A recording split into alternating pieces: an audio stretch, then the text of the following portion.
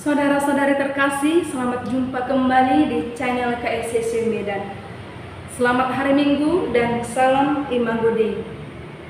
Hari ini Minggu tanggal 16 Maret 2025, tepatnya Minggu Prapaskah yang kedua. Sebelum memulai permenungan kita hari ini, marilah kita menandai diri kita dengan tanda kemenangan Kristus. Dalam nama Bapa dan Putra dan Roh Kudus. Amin.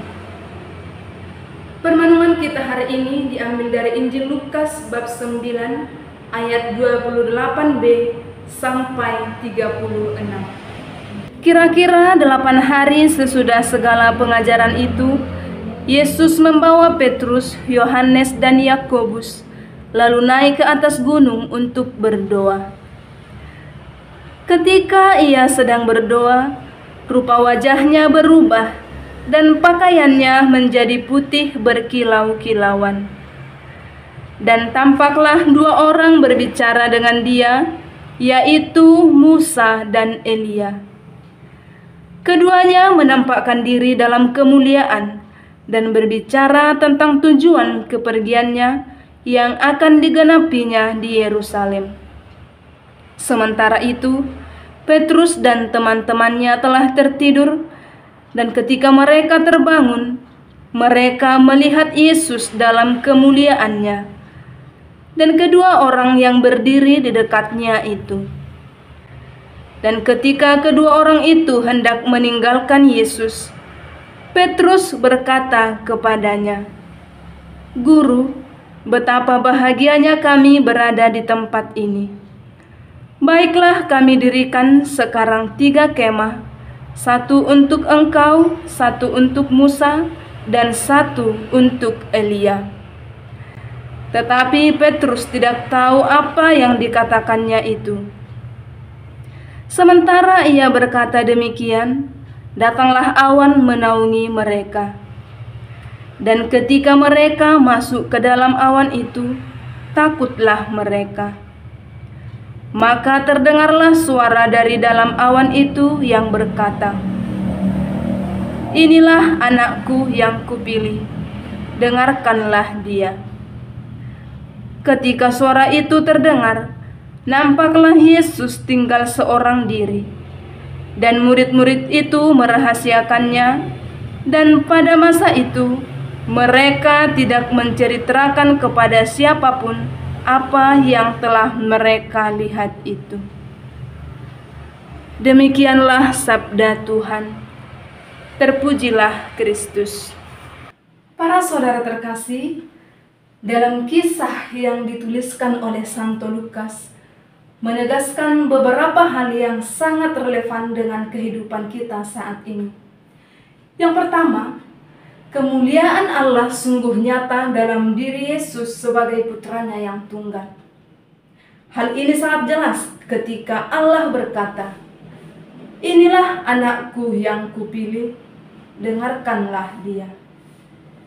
Secara tidak langsung, Allah telah menyapa kita untuk mendengarkan Yesus di tengah situasi hidup kita saat ini.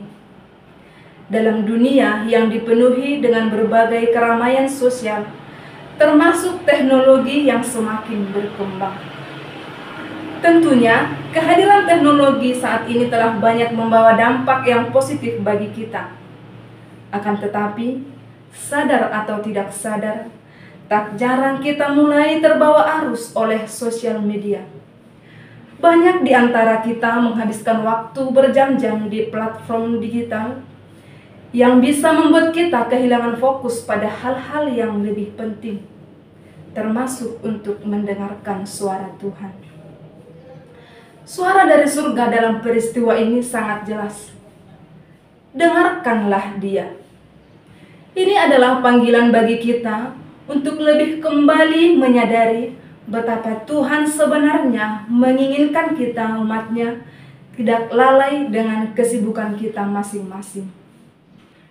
Dan yang kedua adalah kesadaran akan kehadiran Tuhan dalam hidup kita. Kehadiran simbolik para murid yang awalnya tertidur dan hampir melewatkan pengalaman ilahi tersebut ingin mencerminkan dengan kehidupan manusiawi kita. Seringkali kita tertidur, yang secara rohani kita renungkan sebagai sikap ketidakpekaan kita terhadap tanda-tanda kehadiran Tuhan.